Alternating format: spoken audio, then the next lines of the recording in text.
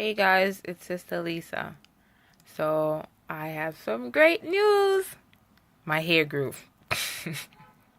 I know it's not as earth shattering as other news, but I've been growing my hair out for a while now, and I've had some struggles with my hair not growing, and one of the issues was I had these like scabs and things like that in my on my scalp that I thought was attributed to just dandruff. So I bought dandruff shampoos and things like that, and some of them they work for like a little while, but it always came back no matter what I tried.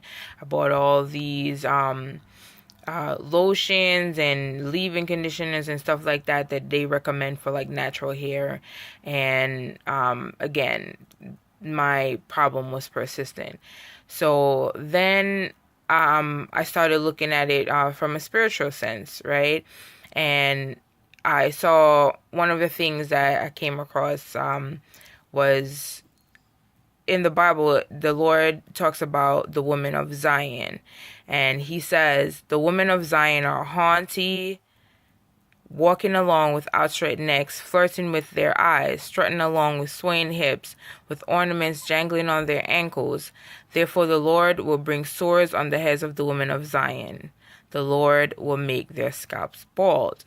So this took me, like by surprise, and I was like, I didn't consider myself to be haughty or, or anything like that. But when you think about it, a lot of times like we get dressed and stuff, we have on the most elaborate jewelry and just all these things, and then we're walking down the street trying to draw attention to ourselves because that's what the world teaches us to do.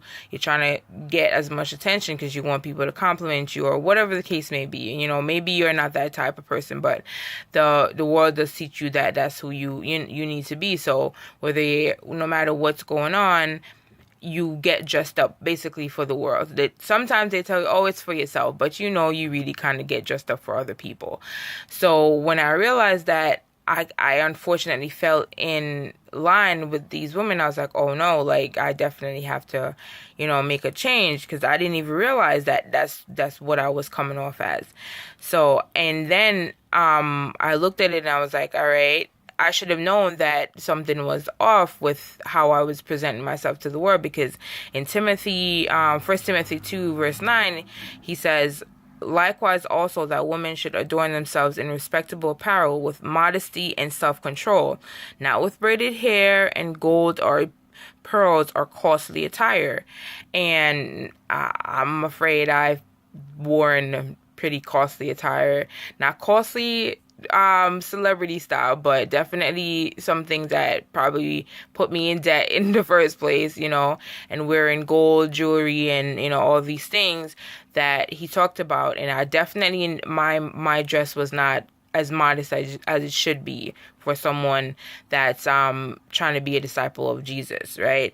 So once I got that under back where it needs to be, like it was just this miraculous thing that happened over time, basically, of me seeing like the scabs going away. My hair just looked so much healthier.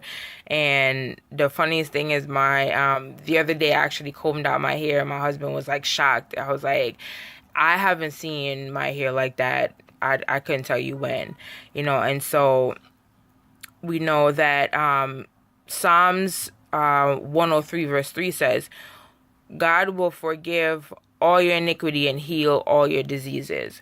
So, and through prayer and just changing my outlook and how I was presenting myself, God healed me, Also, one of the things that I noticed, in 1 Corinthians 11 verse 6, where it says, for if a wife will not cover her head, then she should cut her hair short. But since it is disgraceful for a wife to cut off her hair or shave her head, let her cover her head. So not only should you not be walking around in like the most elaborate hairstyles and with all these gold jewelry. It is recommended, if you're a holy woman or a woman who's trying to be a disciple, that you should, be wrapping your head and covering it, because it tells you that a woman shouldn't pray or prophesy without her head being covered. So if you are strong in your faith and you're a disciple of Jesus, and you're following and doing as the Lord leads, then these are some things that you definitely should be doing. All right, because again, our hair is our glory, right? So we have to make sure that it is taken care of and it is in the best shape, and it all starts from the scalp. So these are my notes. This is what happened. I'm so happy, and I thank God for just his blessings and his forgiving me for not doing as he told me to do before. All right. So again, thank you for watching. God bless, and check out my other videos. Bye.